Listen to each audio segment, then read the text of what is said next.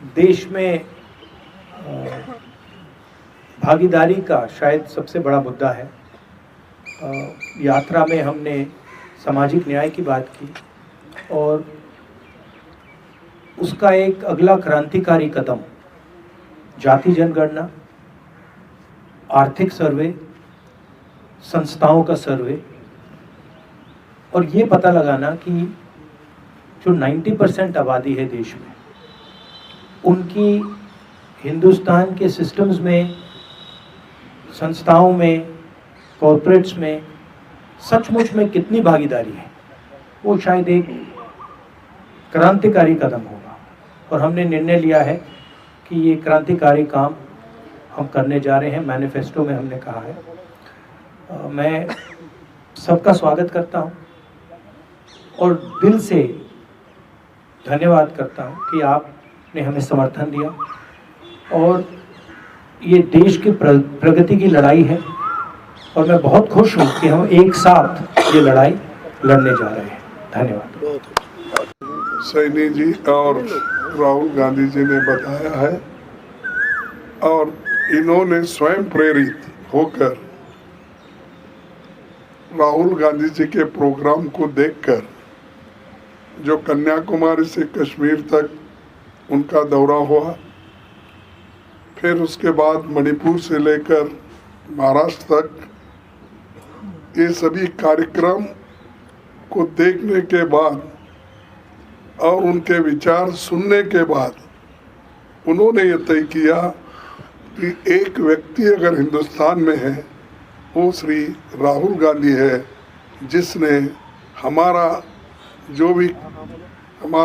हमारी समस्याओं को उठाने का बीड़ा लिया है और उन समस्याओं को समाधान निकालने के लिए वो पूरी कोशिश करने वाले व्यक्ति है। तो इसलिए हम बिना शर्त, कोई कंडीशन न डालते हुए उन्होंने एक होकर आज हमको पार्टी को सपोर्ट देने का भरोसा दिया है।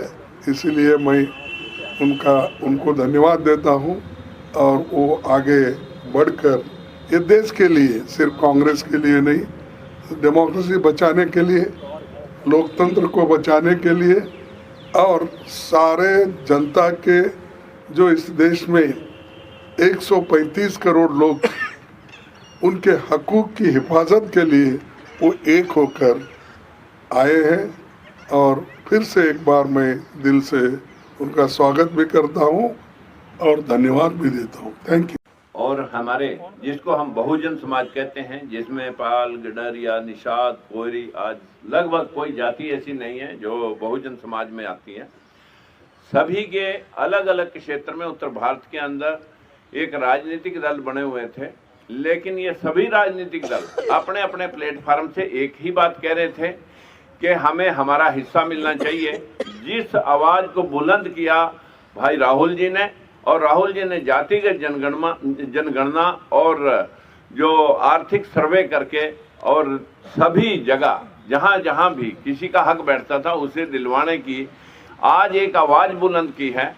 हमें लगा कि अगर हम आज एक कोई भाई हमारा कांग्रेस की जो कभी बात हुआ करती थी और उससे चिटक करके जो लोग दूर हो गए थे, अंबेडकरवादी, फूलेवादी, आज वो पुनः लौट करके पूरा बहुजन समाज अपने अपने सभी राजनीतिक दलों का एक भारतीय महागठबंधन, पिछड़ों का एक भारतीय महागठबंधन, जिसको हमने प्रेजेंट करने के लिए, जिसके सामने हमारे बहुत ही ज़्यादा सराहनीय, मैं कहूँगा, हमारे बावरिया जी, दीपक जी ने बहुत प्रयास किया और आज हमें इस मकाम पे ला करके आपको बात कहने का मौका मिला कि हम सशर्त समर्थन इंडिया अलायंस को कर रहे हैं और हमारी कोई अपनी कंडीशन लेकर के हम आज आपके बीच में नहीं आए।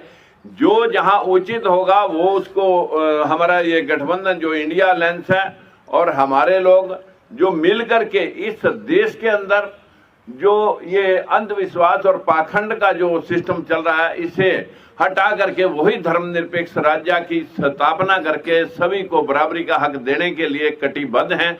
यही बात हमारे इंडिया गठबंधन के नेताओं ने कही है और यही काम हम कर रहे थे। तो क्यों अलग अलग प्लेटफार्मों पे खड़े होकर के हम ये काम करें, इसलिए सभी ने आज इकट्ठे होकर के यूनानिमसली इंडिया गठबंधन को सपोर्ट किया है। और इसके कन्वीनर के तौर पर मैं आप सभी को आश्वस्त करना चाहता हूं कि ये सब अनकंडीशनल है, इसमें हमारी कोई कंडीशन लेकर के हमने काम नहीं किया।